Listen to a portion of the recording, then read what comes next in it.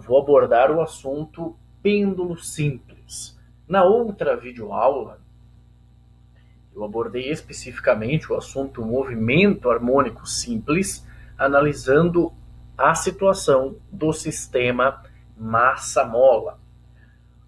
O que caracteriza, então, o movimento harmônico simples, nos slides anteriores, na videoaula anterior, observamos que um movimento harmônico simples, a aceleração é diretamente proporcional à deformação, no caso do sistema massa-mola, e tem um sentido oposto a essa deformação.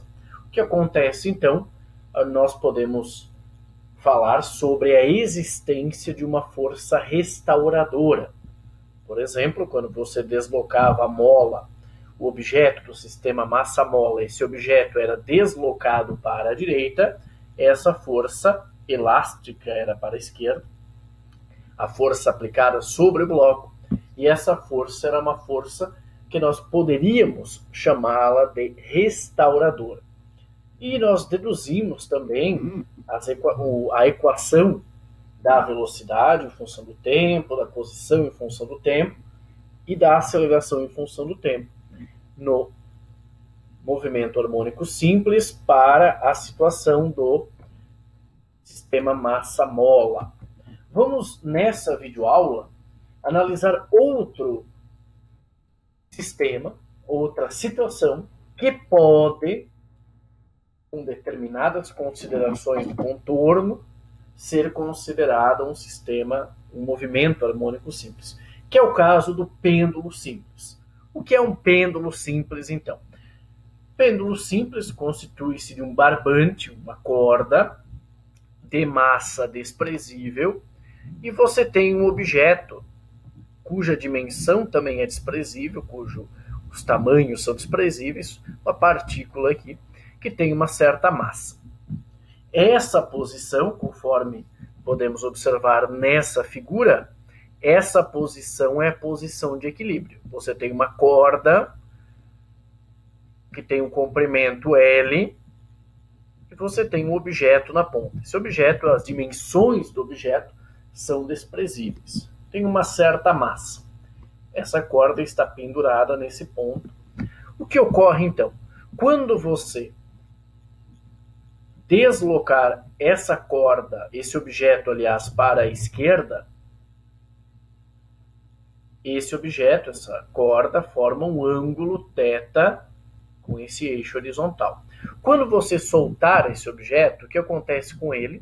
Ele desce, ele vai aumentando a sua velocidade. Percebam novamente uma transformação de energia potencial gravitacional diminuindo, energia cinética aumentando. Ele vai chegar nesse ponto com a maior velocidade. Então, à medida que ele desce, a velocidade vai aumentando. Quando ele chega nesse ponto, ele não para, pois, de acordo com a primeira lei de Newton, o corpo em movimento tende a permanecer em movimento, ele continua por inércia. À medida que ele sobe, a energia cinética diminui, a potencial gravitacional aumenta.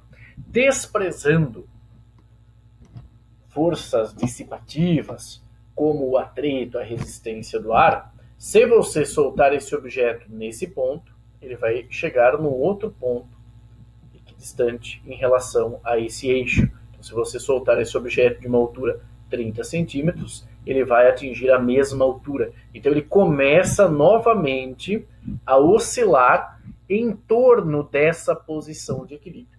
Vamos imaginar, então, que você desloca ele para o lado e você solta esse objeto desse ângulo θ, que essa corda, aliás, forma um ângulo θ com o eixo Y.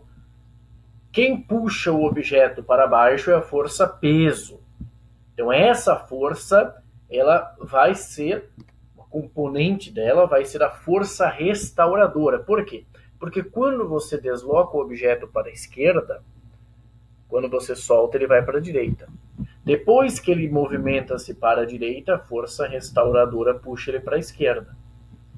Vamos então analisar esse movimento para verificarmos se para analisarmos, aliás, se esse movimento pode ser considerado um movimento harmônico simples. Então faremos o seguinte. Vamos representar as forças que atuam. Nós temos o peso, as forças que atuam no objeto, nós temos o peso. Vamos desenhar aqui dois eixos. Esse eixo tangente à trajetória vai ser um eixo X e um eixo Y perpendicular ao eixo X. Esse ângulo θ é exatamente igual a esse ângulo θ. Então, o peso forma o ângulo θ com relação a esse eixo. E vamos analisar, então, qual força efetivamente é a força restauradora nessa situação. O que faremos, então? Faremos o seguinte. Temos o eixo X. Esse eixo X é tangente à trajetória. Temos o eixo X e o nosso eixo Y. Esse ângulo é θ, esse ângulo é θ também. Vamos desenhar as forças. Quais são as forças? A tração na corda. O peso, nós podemos, então, fazer a decomposição do peso em duas componentes. O peso em X, que é o Px, e o peso em Y, que é o Py. Percebam pela figura que a força restauradora resultante que atua nesse eixo X é o Px. Então, o Py ele vai ser igual a essa tração na corda. E quando analisamos o movimento desse objeto, vamos imaginar um eixo aqui que é sempre tangente a essa trajetória. Você tem o Px. E o Px vai ser a força resultante nesse eixo X. O Px, então, é dado por menos mg seno de θ. Por que menos mg seno de θ? Quando o objeto deslocou-se aqui nessa direção x, o Px tem sentido oposto. Quando esse objeto vai se deslocar aqui no sentido x, o Px vai ter o sentido oposto. Então, a força resultante será dada por menos mg seno de θ. Vamos escrever esse resultado, então, de acordo com a segunda lei de Newton. Força resultante igual a massa vezes a aceleração. Força resultante, vamos analisar a situação em x. A força resultante é menos mg seno de θ, é igual a massa vezes a aceleração. Massa e massa dos dois lados. Você tem, então, menos g seno de θ, e a aceleração pode ser escrita como a derivada segunda da posição x em relação ao tempo. Essa equação, quando nós observamos ela é muito distinta, aparentemente, da situação em que identificávamos o movimento harmônico simples. Entretanto, quando nós delimitamos algumas situações, é possível considerar um pêndulo simples como um movimento harmônico simples. O que ocorre, então? Temos que menos g seno de θ é igual a derivada segunda de x em relação ao tempo.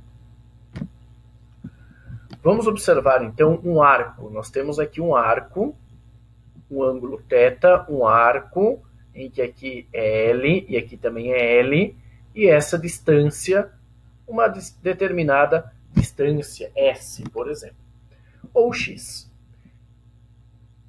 Vamos observar que temos aqui um arco, em que esse ângulo é θ, esse comprimento desse arco é x, e essa distância, que é o raio, é L.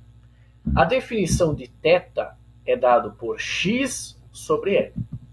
À medida que você vai aumentando o comprimento aqui, você vai aumentando esse ângulo. De maneira que θ é dado por x sobre L. Podemos escrever, então, que o x é igual a θ vezes L, em que L é uma constante. A aceleração desse objeto, nós temos aqui duas acelerações. Como o objeto faz um movimento curvilíneo, existe a aceleração centrípeta. Vamos analisar a aceleração tangencial, aquela que está relacionada com a variação do valor da velocidade. Então, a aceleração tangencial está relacionada com a derivada segundo de x, esse deslocamento, pelo tempo. Derivada segunda de x em relação ao tempo. Agora, o que é x? X é θL. Vamos fazer então o seguinte, vamos escrever derivada segunda de x em relação ao tempo, igual L, é uma constante, derivada segunda do ângulo θ em relação ao tempo. Essa é uma outra forma de escrever a aceleração tangencial. Essa derivada segunda do ângulo em relação ao tempo, é o que nós chamávamos em movimentos circulares de aceleração angular. E a aceleração tangencial era fornecida pelo raio, o L, vezes a aceleração angular. Temos então esse resultado. Temos também que menos g seno θ é igual a derivada segunda de x em relação ao tempo. Mas podemos escrever essa derivada segunda de x em relação ao tempo dessa forma. Vamos escrever então o seguinte resultado. L d ao quadrado, derivada segunda de θ em relação ao tempo ao quadrado, que é a mesma coisa derivada segunda de x em relação ao tempo, é igual a menos g seno de θ. Temos então que a aceleração angular ela é oposta ao seno do ângulo. Ela é diretamente proporcional ao seno do ângulo e tem sentido oposto. Mas podemos também escrever essa equação da seguinte forma.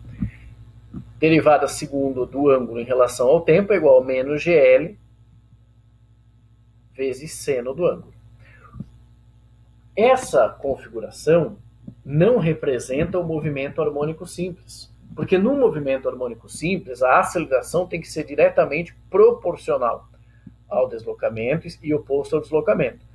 Quando consideramos uma variação angular, então a aceleração angular ela tem que ser oposta ao ângulo e diretamente proporcional ao ângulo.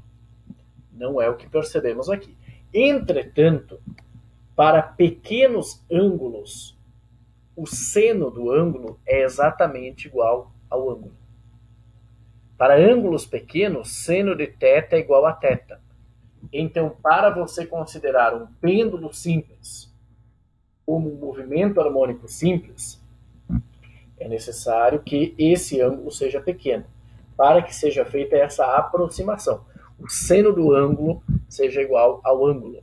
Vamos escrever então, para ângulos pequenos, podemos escrever que derivada segunda do ângulo em relação ao tempo é igual a menos GL θ. Esse resultado indica então um movimento harmônico simples. Aceleração angular, ângulo. Aceleração angular é diretamente proporcional ao ângulo e tem sentido oposto. Tem um sinal negativo. No movimento harmônico simples, no sistema massa-mola, nós escrevíamos da seguinte forma.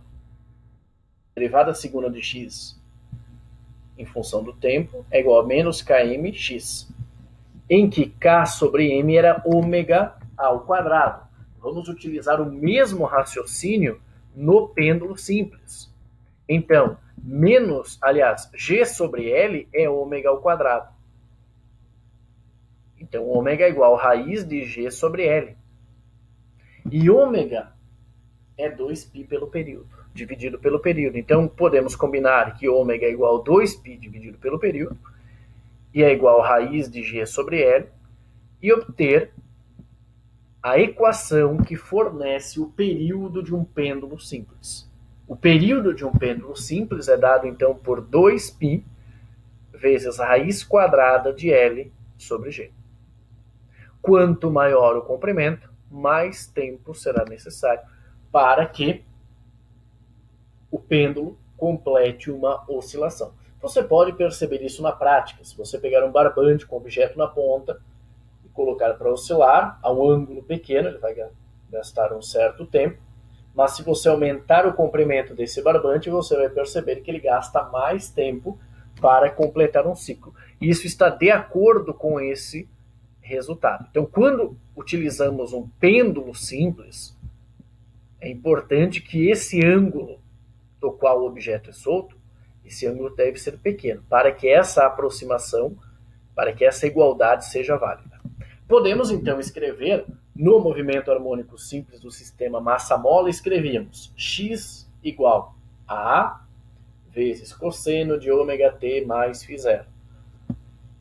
O que vai variar aqui é o ângulo, então podemos escrever que o ângulo em função do tempo é igual esse θ0, esse ângulo inicial, vezes cosseno de ômega t mais φ0. É o mesmo raciocínio que utilizávamos para o sistema massa-mola.